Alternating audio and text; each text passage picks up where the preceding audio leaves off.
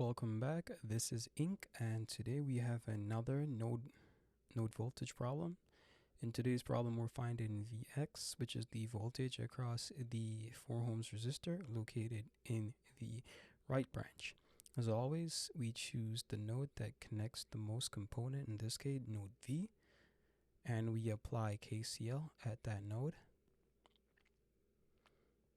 and write the node equation and solve for the node voltage V.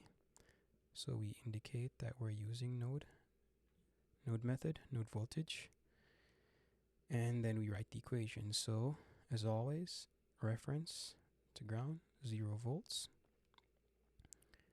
So in the left branch we have V minus 0 volts all over the sum of the resistance in that circuit, in that branch, which is 3 ohms, plus, and remember this is the sum of the KCL equation of the KCL for the branch. So that's a current equation right here. If we had V, we would get the current in the left branch.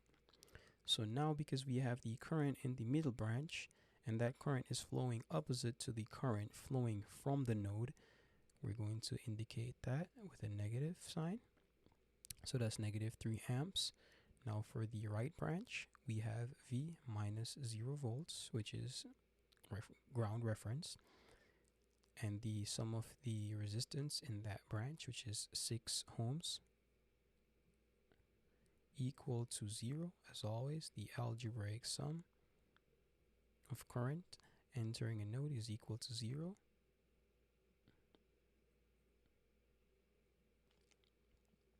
Now we simplify, factor out V, we get 1 over 3 plus 1 over 6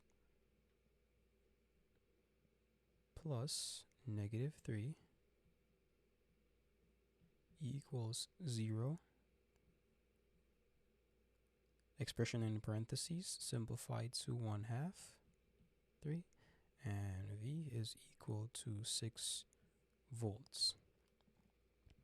At this point, we could find the current in the right branch and then use the value of the 4 ohms resistor, which is 4 ohms, to find the voltage across that resistor. And we also could use voltage division. Heck, let's do both. So first let's find the current and, basic KVL, Kirchhoff's law, and we could say I3. So this is I3. I3 is equal to V minus 0 volts all over 6 ohms.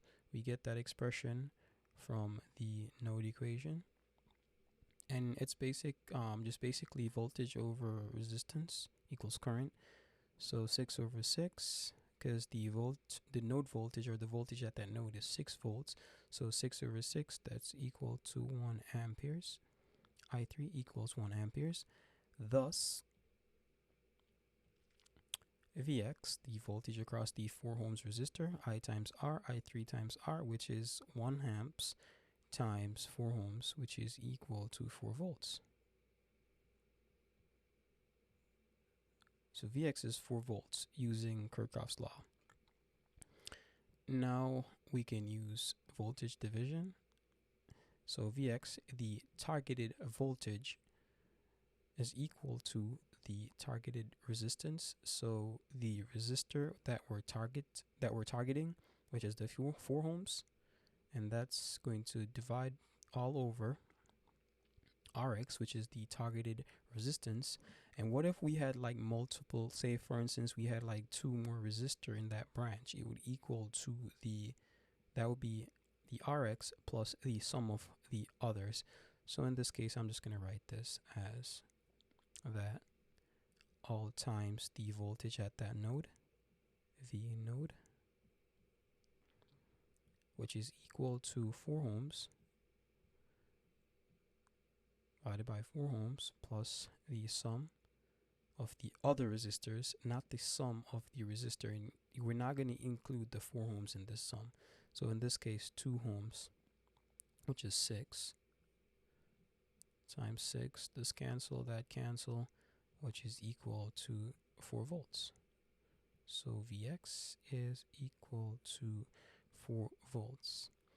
I think this here is confusing. So basically what I'm saying is that Vx is equal to Rx, and I could just say the sum of resistance in the branch that we're dealing with, and in this case times